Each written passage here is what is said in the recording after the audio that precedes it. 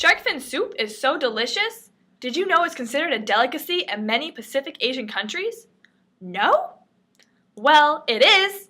It's quite an expensive treat. It costs anywhere from $10 to $1,000. That's like 10,000 pairs of socks. Gee whiz!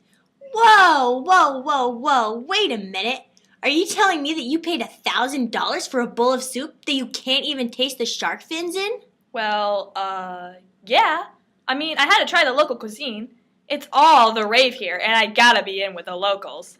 Before you dive in too deep, let me give you the background on fin soup and how it is not only affecting the Asian market when you purchase a bowl of soup, but how it's affecting the ecosystem in the shark population. Really? It's affecting the Asian market? And how on earth can a bowl of soup affect the ecosystem? Well, first off, sharks play a major role in the ocean's ecosystem. They've created an equilibrium for thousands of years.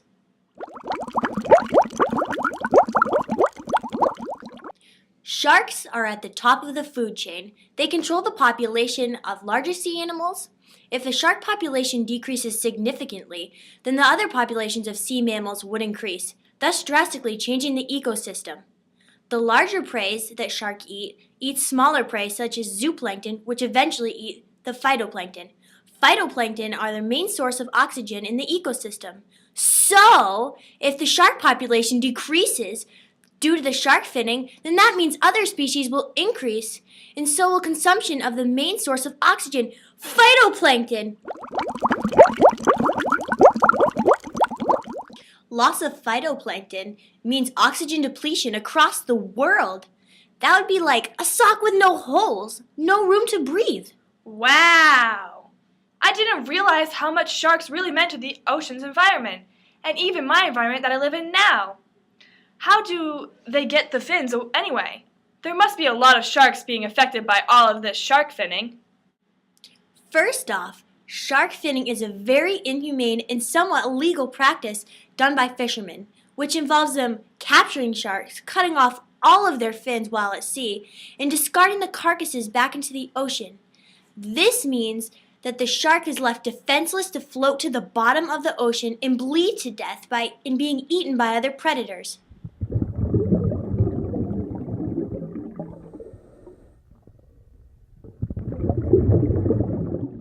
Another sad part about this practice is that only 2 to 5% of the shark is used and the rest is wasted. The little amount that is used is the fins, some meat, or liver oil, teeth, hides, and skeletons. Tens of millions of sharks are killed each year from this practice. Statistics show that by the rate that humans are going with shark finning each year, we are bound to wipe out the entire population of sharks in the next 10 to 20 years. Certain species of sharks have dropped by 70% since the 1980s. Holy moly! Sharks have long lifespans up to 25 to 30 years, in which they reproduce depending on the species, 20 to 20 plus babies at a time. It can take up to 15 years for sexual maturity to come into function. So when sharks are being slaughtered before they hit the age where they can reproduce, it's decreasing the birth rates for numbers of future populations. Oh, this is absolutely terrible! Using only 2 to 5% leaves 98 to 95% of the shark's body wasted, and the poor things are thrown overboard while they're still alive? How can the world be so careless to waste a species just for a bowl of soup that tastes like top ramen and is going to crash our ecosystems? So you're telling me that without these sharks, the equilibrium balancing our ocean's ecosystem will be depleted and all our oxygen will be gone? Over a period of time, the impact will become more prevalent to our environment, and we will see the effects more greatly in the future. So, if this shark finning has become such a large practice, the market must be getting benefits out of it as well. The reasoning for shark finning is for the Asian delicacy, shark fin soup. This is a popular product in the Asian Pacific economies. All traces back to the emperors of the Song dynasty, because it was a rare treat that required intricate preparation.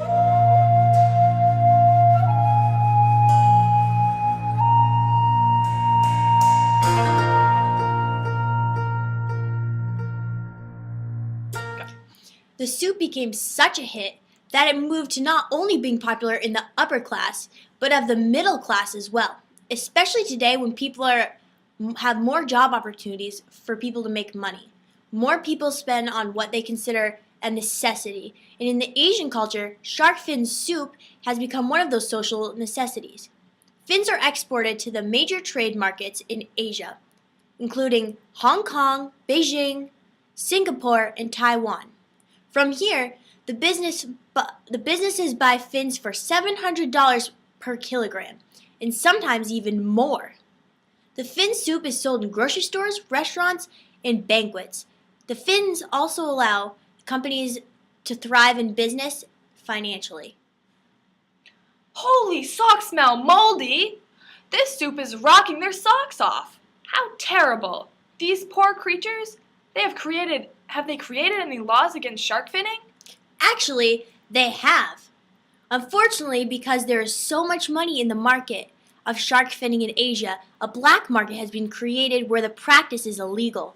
Countries such as Australia, Brazil, Canada, Costa Rica, Oman, South Africa, and the USA have all enacted regulations for bans and limitations on shark finning. Also, multiple international fishery and conservation bodies have proposed initiatives and put efforts to prohibit the practice. In the USA, Shark Finning Prohibition Act was signed to law in the year of 2000 and extended to 2002. This involved the act of finning, possessing the fins without landing the carcasses. In 2003, the European Union established regulations that reduced the act of shark finning. The International Commission of Conservation Atlantic Tunas, the International American Tropical Tuna Commission, and the support of the World Conservation Union have all encouraged for the states to prohibit the act and at least require shark fins to be attached to the shark's body when landed. I'm glad some of the world is taking a concern in this bowl of what seems like catastrophe soup.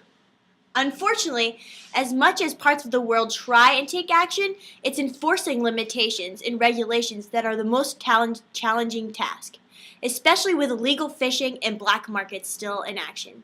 As many people as there are in the world, it seems there aren't enough eyes to keep a lookout for the devastating practice of shark finning. This is so sad. It's making my cotton strands soggy. I'm so done with this soup.